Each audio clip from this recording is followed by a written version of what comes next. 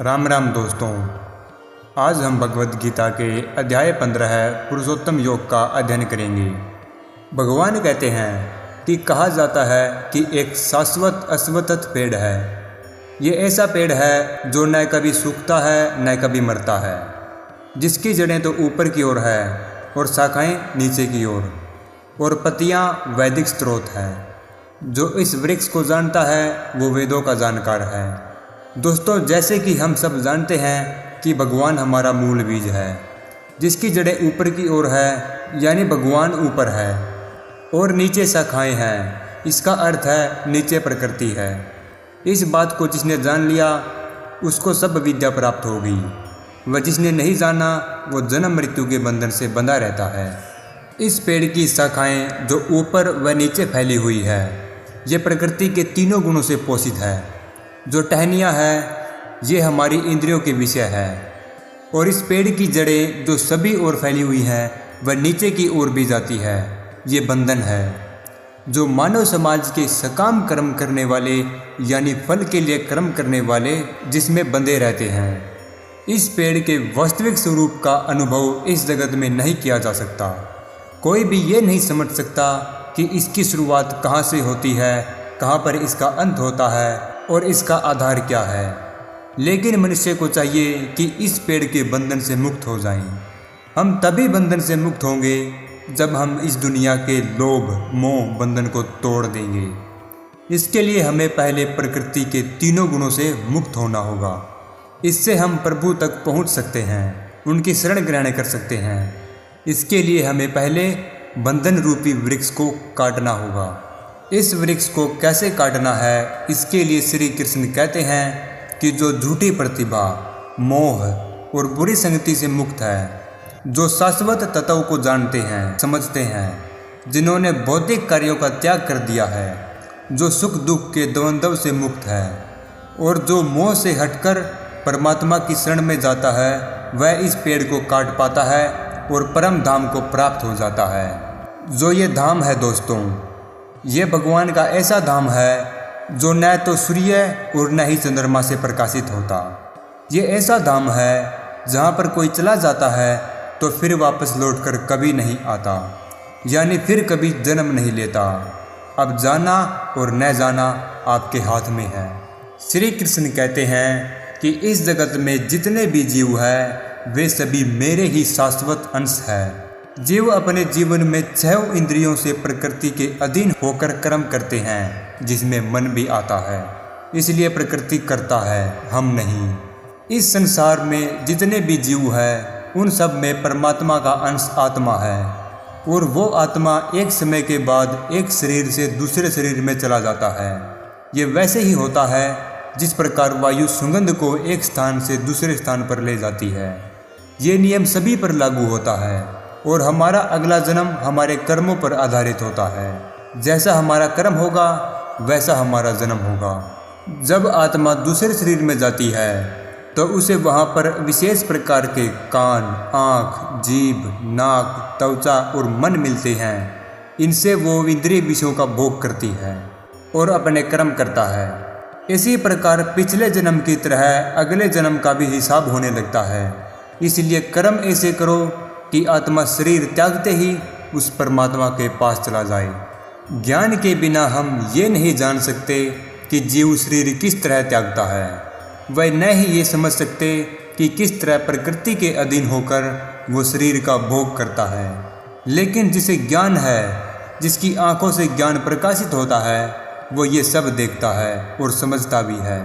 और याद रखना दोस्तों, अज्ञानी व्यक्ति से हमेशा दूरी बनाए रखना। दोस्तों, हम जन्म मृत्यु के बंधन से कब मुक्त होंगे? जब हमारी आत्मा परमात्मा में मिल जाएगी, और ये तभी संभव होगा जब हम आत्म साक्षात्कार होंगे।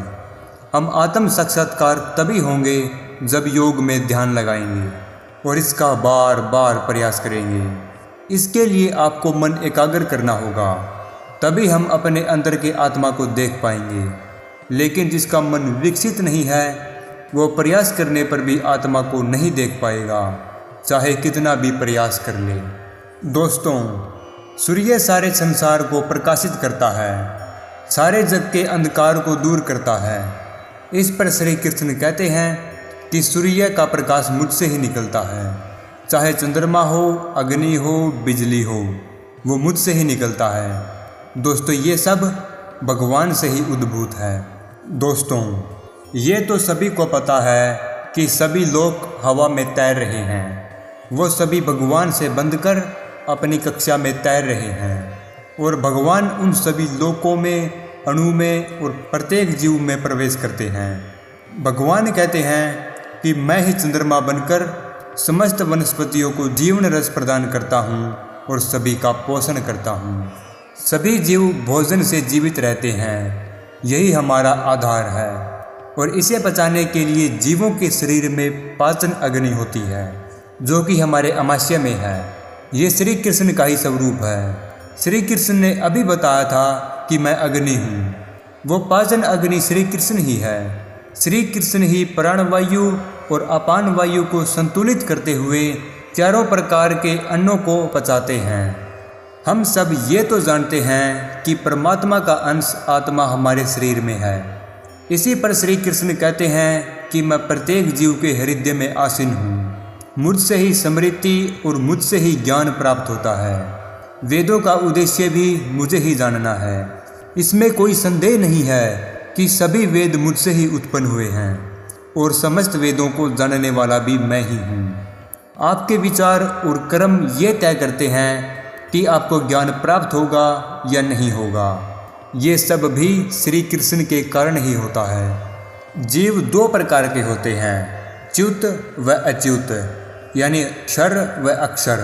क्षर वे जीव होते हैं जो भौतिक जगत में होते हैं और अक्षर जीव वे होते हैं जो आध्यात्मिक जगत में होते हैं।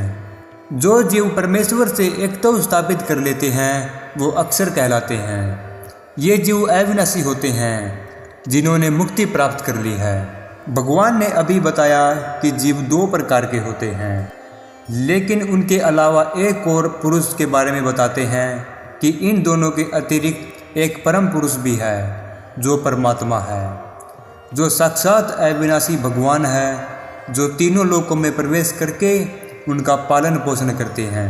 वे तीन लोक हैं, पृथ्वी, अंतरिक्ष और स्वर्ग। इनका पालन पोषण करने से ही ये सृष्टि चलती है और वो पुरुषोत्तम पुरुष श्री कृष्ण ही है, जो कि दोनों प्रकार के जीवों, क्षर व अक्षर से परे है, सर्वश्रेष्ठ है और वेदों में भी परम पुरुष के नाम से विख्यात है।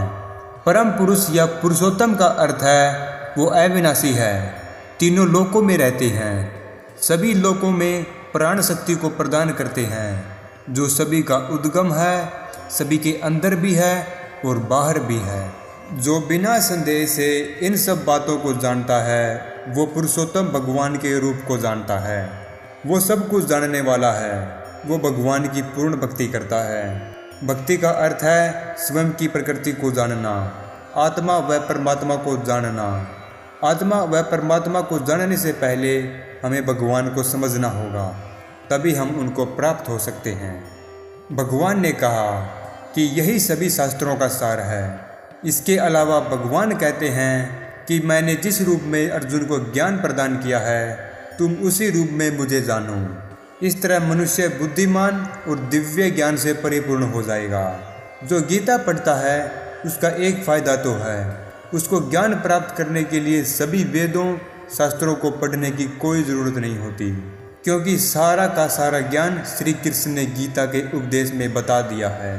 अर्जुन अगर अपने तीर कमान नीचे रखकर नहीं बैठता और न ही युद्ध करने से मना करता तो हमें भी गीता का ज्ञान नहीं प्राप्त हो पाता। इस प्रकार दोस्तों, भगवद गीता के अध्याय 15 का अध्ययन समापन होता है। राम राम।